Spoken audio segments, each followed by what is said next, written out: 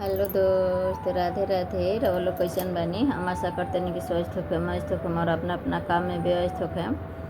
तो हम लोग गीत ले आयल बानी शिव चर्चा भजन, तब प्रेम से सुनी लो और वीडियो के लास्ट में बताए लो कि कैसन लागल हमारो भजन। अगर हमारा चैनल से ना जुड़ल हो हम लोग तो जुड़ जाए लो। बहुत सुंदर भजन बा, प्रेम से सुनी लो।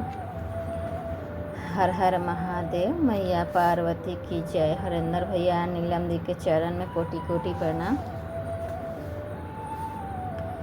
कौड़ी कौड़ी कमा के ये बहिनी कोठा प कोठा उठवलू हो।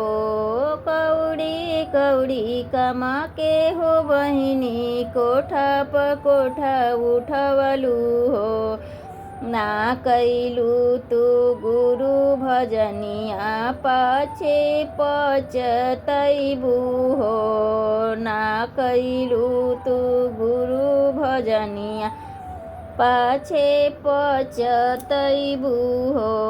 कौड़ी कौड़ी कमा के ये बहिनी कोठा प कोठा उठवलू हो। कौड़ी कौड़ी कमा के ये बहिनी कोठा प कोठा उठवलू हो। ना कैलू तू गुरु भजनिया पाछे पचतैबू हो। ना कैलू तू गुरु भजनिया पाछे पचतैबू हो।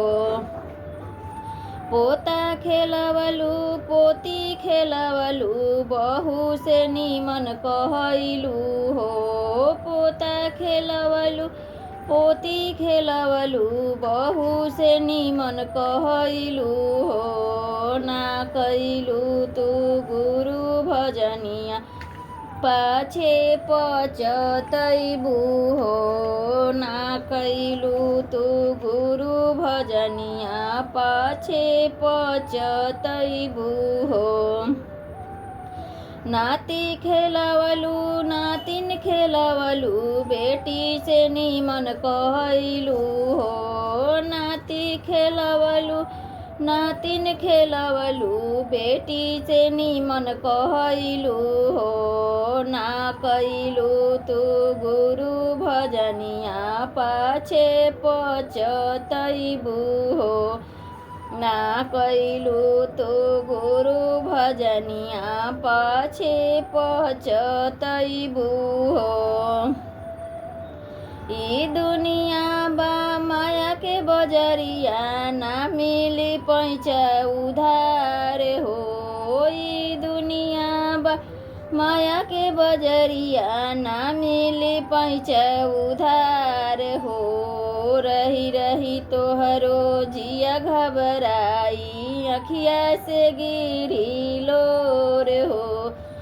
रही रही तोहरो जिया घबराई अखिया से गिरी लोर हो।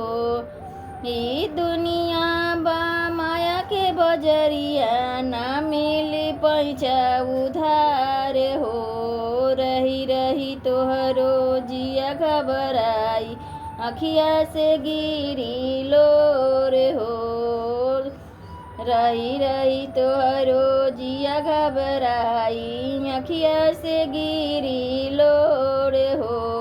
ना कैलू तू गुरु भजनिया पाछे पचतैबू हो।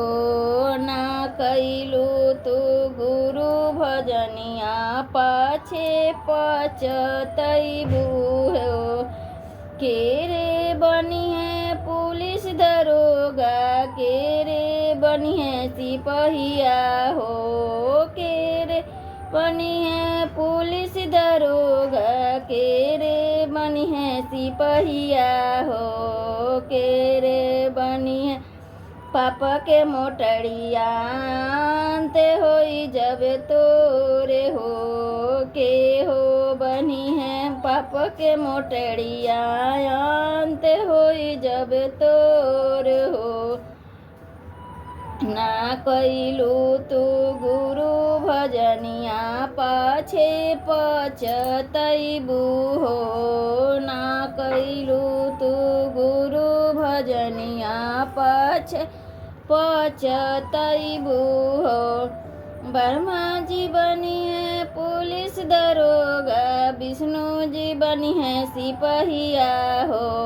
ब्रह्मा जी बनी है पुलिस दरोगा, विष्णु जी बनी है सिपहिया हो। शिव गुरु बनी है पाप के मोटरिया, जईबू तू अकेले हो।